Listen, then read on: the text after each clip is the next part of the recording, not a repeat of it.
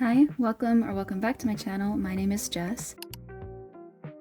Today I'm going to be doing a chatty journal flip through of my new journal, and I figured I would go through and show you my 2026 starting page and the January spread since I didn't film those. But before I start the flip through, we got to get started with, of course, the atmosphere.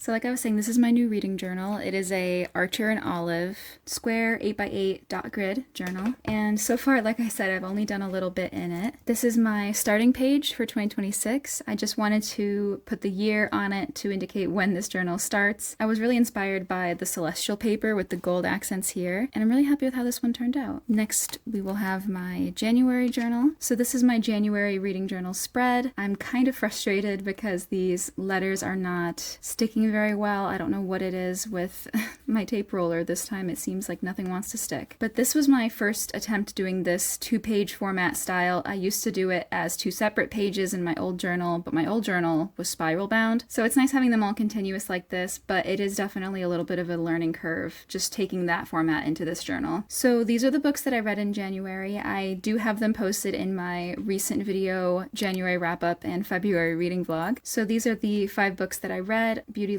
which I gave 5 stars, The Princess and the Grilled Cheese Sandwich, which was 4.5, Dangerous Collaboration, which I gave 4, Out on a Limb, I also gave 4, and Redemptor, I gave 3.5. I also marked that Beautyland was my best book of January. The Princess and the Grilled Cheese was my shortest at 256 pages, plus it's also a graphic novel, and Out on a Limb was the longest at 406 pages. I just have these little tags here with the number of books and number of pages that I read, and then on this side of the spread, I have this calendar that I use to track the start and end dates of the books that I read, so I have it color-coded for each book that I read, and I mark the date that I started it through the date that I finished it. In this case, I didn't have anything that carries over into February, but I did have one carrying over from December. Then I also have this graph down here for number of books per rating and number of books per genre. I'm still experimenting a little bit with how I want to do these bar charts, especially this part on the side where I'm trying to denote which books I read physically and which books I read digitally. I may or may not end up keeping that, but I'm just kind of experimenting with that for now. Several days later. Hi, so it's a completely different day now. I have finished my February wrap-up spread. The angle and the lighting are probably completely different. I'm sorry, I tried my best. But that means we just get to do another candle lighting, which I think is a win for everybody.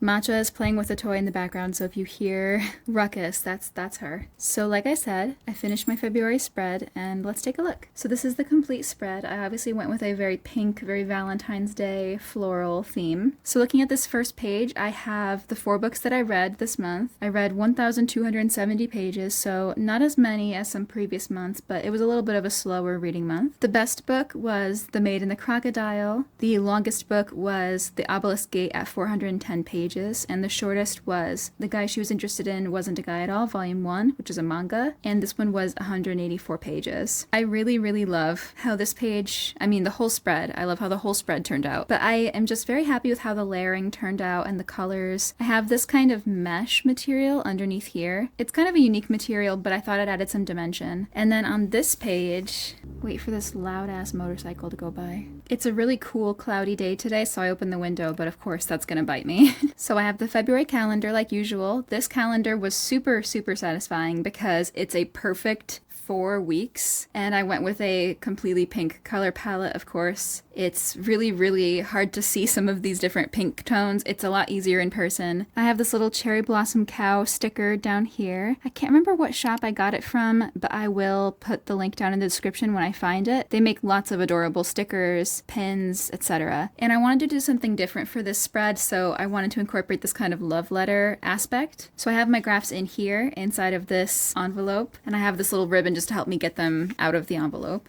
So I have my graphs on here, books per rating, books per genre. I had 2 4 stars, 1 3.5 star, 1 2.5 star. Do not look at this. And then books per genre as well, 1 romance, 1 sci-fi, 1 fantasy. I had this stationery set from when I was doing pen pals at one point, and I wanted to incorporate it. And this is just some spare pink ribbon that I had from something. Whenever I get any kind of gift or something that has ribbon, I just save the little ribbon and I use it for something. I just like to keep them and reuse them because they're adorable. And so that is my February February spread. I really, really love this one. I'm so happy with how it turned out. I hope that this creative spark will carry over into my March spread. I hope that I can do more filming of the process. It's been a couple months since I've done that. So thank you for joining me on this little journal flip through. I hope that you enjoyed. And like I said, I'm hoping to get back to journal process videos very soon. So thank you for watching. If you enjoyed, please like, comment, subscribe. It means a lot to me that you're here. And if you're not feeling chatty, but you want to let me know that you were here, comment a bat emoji for my new journal. And I will see you guys in the next one. Bye.